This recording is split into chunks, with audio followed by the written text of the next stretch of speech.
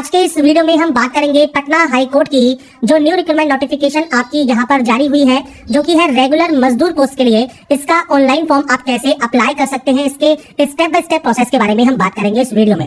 तो यहाँ पर इस वैकेंसी से रिलेटेड जानकारी आपको पटना हाई कोर्ट की ऑफिशियल वेबसाइट पर या फ्रेंड्स वीडियो डिस्क्रिप्शन मिल जाएगा, वहां पर जाकर आप इसकी डिटेल्स को चेकआउट कर सकते हैं। अगर आप एप्लीकेबल है, अप्लाई करना चाहते हैं, तो आप इसके लिए अप्लाई ऑनलाइन कर पाएंगे। अब बात करते हैं इसके फॉर्म अप्लाई प्रोसेस के बारे में। और इस वीडियो को स्टार्ट करने से पहले अगर अभी तक आपने हमारे चैनल को सब्सक्राइब नहीं किया है, सब्सक्राइब करें, शेयर करें, लाइक करें, जिससे आपको आने वाली सारी अपडेट्स मिल सके। तो यहाँ पर देखिए, ये इसका ऑफिशियल नोटिफिकेशन है। 18 मार्च इसकी लास्ट डेट है। 14,800 से 40,300 रुपए सैलरी है। ग्रुप सी की पोस्ट है रेगुलर मजदूर की। 171 वैकेंसी की जो ये पोर्टल है, यहाँ से आपको आवेदन करना है। आपको न्यू रजिस्ट्रेशन सबसे पहले करना होगा। आप इस टैब पर क्लिक करेंगे, बेसिक जानकारी फिल करनी है। इसके बाद पर्सनल डिटेल है, क्वालिफिकेशन है, डॉक्यूमेंट अपलोड है और लास्ट में पेमेंट एंड प्रिंट है। सबसे पहले आपको यहाँ पर देना होगा कैंडिडेट का नाम। तो आप यहाँ पर कैंडिडेट का पूरा नाम आप यहाँ पर एंटर करेंगे। आपका फ्रेंड्स जो नाम है उसको आप यहाँ पर कंफर्म करेंगे।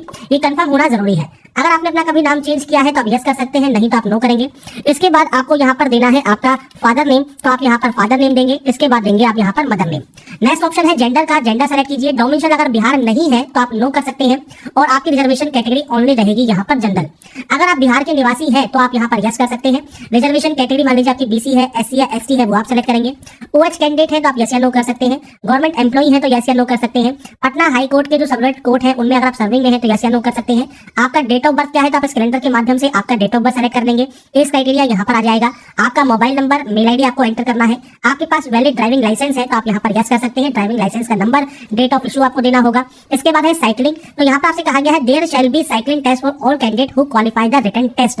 तो आपको साइकिलिंग टेस्ट यहाँ पर देना होगा, तो आप यस करेंगे। आपका फ्रेंड जो प्रोफेंसी है लाइफ स्किल में, या आपका फ्रेंड से यहाँ पर आपको जानकारी देनी है। कोई भी एक लाइफ स्किल प्रोफेंसी आप यहाँ पर दे सकते हैं। अब यहाँ पर फ्रेंड्स देखिए, जो ये लाइफ स्किल का जो प्रोफेंसी है ये क्या होती है। तो फ्रेंड्स अगर आप गूगल पर जाएंगे और proficiency in any one life skill search करेंगे तो यहाँ पर देखिए आपको प्रोफेंसी मिलेंगी, जिसमें इंक्लूड होते हैं जैसे आपके इफेक्टिव कम्युनिकेशन आपकी है, क्रिटिकल थिंकिंग है, प्रॉब्लम सॉल्विंग है, डिसीजन मेकिंग है, एडेबिलिटी है, टाइम मैनेजमेंट है, सेल्फ अवेयरनेस है, एम्पैथी है, क्रिएटिव थिंकिंग है, स्ट्रेस मैनेजमेंट है। तो ये फ्रेंड्स आपकी जो है लाइफ का फ्रेंड्स यहाँ पर स्किल होती है, जिनमें से आप कोई भी एक आप अपने अकॉर्डिंग जो भी आप यहाँ पर आपके पास है तो आप वो आप यहाँ पर मेंशन कर सकते हैं। तो आप गूगल पर जाकर सर्च कर सकते हैं और उसके बाद आपके को लगता है कि ये सही है लाइफ स्किल आपके लिए, तो आप उसको यहाँ पर मेंशन कर सकते हैं। इसके बाद आप इस डाटा को डिक्लेयर करेंगे और उसके बाद ही यहाँ से आप सबमिट करेंगे। तो बेसिक ऑप्शन है रजिस्ट्रेशन करने के, जो कि आपको यहाँ पर कंप्लीट करने हैं। उसके बाद ही आप नेक्स्ट स्टेप पर जाएंगे फॉर्म को अप्लाई करने के लिए। इसके बाद फ्रेंड्स आपका देखिए रजिस्ट्रेशन कंप्लीट हो जाएगा और रजिस्ट्रेशन कंप्लीट होने के बाद अब आपको एंटर करना है आपका एड्रेस। एड्रेस आप दो तरीके से एंटर करते हैं। पहला है कॉरेस्पॉन्डेंस मतलब प्रेजेंट एड्रेस और एक है परमानेंट एड्रेस। पूरा एड्रेस आप देंगे, आपका कौन सा स्टेट है, सिटी कौन सा है, कंट्री कौन सी है, पिन कोड क्या है, ये बेसिक जानकारी आपको देनी है। अगर ये सेम है तो आप सेम पे क्लिक कर सकते हैं, अलग अलग है तो आप अलग अलग एंट्री कर सकते हैं। एड्रेस आपको आपके अकॉर्डिंग एंटर करना है, तो आपका पूरा एड्रेस आप यहाँ पर एंटर करेंगे। इसके बाद नेक्स्ट ऑप्शन पर जाएंगे जो कि है पर्सनल डिटेल का। अब यहाँ पर फ्रेंड्स सबसे पहले है पोस्ट अप्लाइड, तो रेगुलर मजदूर यहाँ पर रहेगा। एग्जाम सेंटर्स आप कौन से चूज करने हैं, तो आपको 3 सेंटर्स यहाँ पर चूज करने के ऑप्शंस मिलेंगे। आप यहाँ देख सकते हैं आपके अकॉर्डिंग आपका इनमें से जो भी सेंटर आप यहाँ पर लेना चाहें वो सेंटर्स आप यहाँ पर ले सकते हैं। तो सेंटर्स यहाँ पर चूज करने के बाद मैरिटल स्टेटस आपको सेलेक्ट करना है। यहाँ पर है फोटो आईडी प्रूफ, जिसमें आपका सिग्नेचर भी है तो अच्छी बात है, नहीं भी है तो भी फ्रेंड्स कोई दिक्कत नहीं है। अब यहाँ पर पैन कार्ड है, पासपोर्ट है, आधार कार्ड है, वोटर आईडी है, कोई भी ऑप्शन को सेलेक्ट कर ले, उस आईडी प्रूफ का नंबर दे। अगर पैन कार्ड है तो आप पैन कार्ड का नंबर दे सकते हैं। विजिबल मार्क है तो कोई भी कट का निशान है, कोई मोल है, कोई बर्न का निशान है आपके चेहरे पर, हाथ पर, पैर पर, आप उसकी जानकारी देंगे। नहीं है तो आप यहाँ पर सिंपली नो मार्क की एंट्री कर सकते हैं।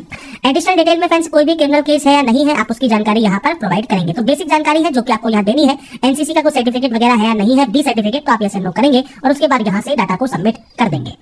इसके बाद फ्रेंड्स से पूछता है कि आपके पास मैट्रिकुलेशन क्वालिफिकेशन मान लीजिए है तो आप यस कर सकते हैं। मैट्रिकुलेशन मार्कशीट नहीं है और आप यहाँ पर नो करते हैं तो उस कंडीशन में आपको 8वीं की जानकारी देनी होगी, जिसमें सबसे पहले है स्कूल का नाम।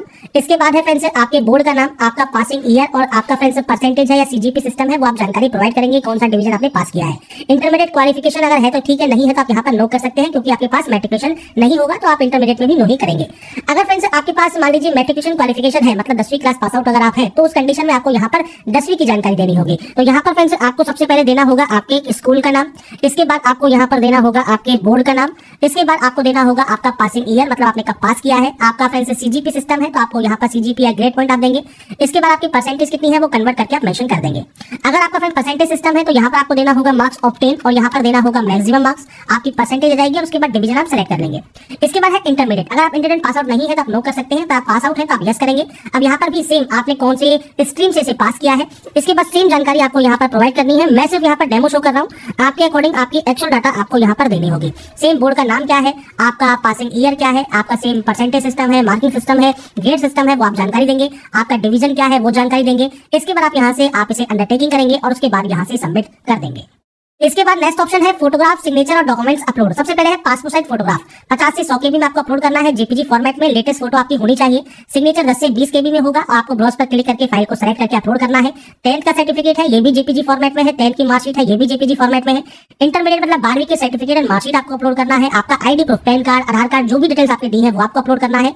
डोमिसाइल सर्टिफिकेट आपको देना है और आपका कास्ट सर्टिफिकेट आपको देना होगा बिहार गवर्नमेंट का। तो ये फ्रेंड्स स्टेट गवर्नमेंट के सर्टिफिकेट्स रहेंगे। अगर आप अदर स्टेट कैंडिडेट है और आप रिजर्वेशन नहीं लेते हैं, मतलब जनरल से अप्लाई करते हैं, क्योंकि अगर स्टेट को रिजर्वेशन नहीं मिलता है तो आपको ये ऑप्शंस नहीं देखने को मिलेंगे। अगर आप बिहार के कैंडिडेट हैं तो आपको ये ऑप्शन भी देखने को मिलेंगे, तो आपको ये अपलोड करना ही होगा। तो ये डॉक्यूमेंट्स आपको यहाँ पर अपलोड करने हैं। डॉक्यूमेंट अपलोड करने के बाद ही आप नेक्स्ट स्टेप पर जाएंगे।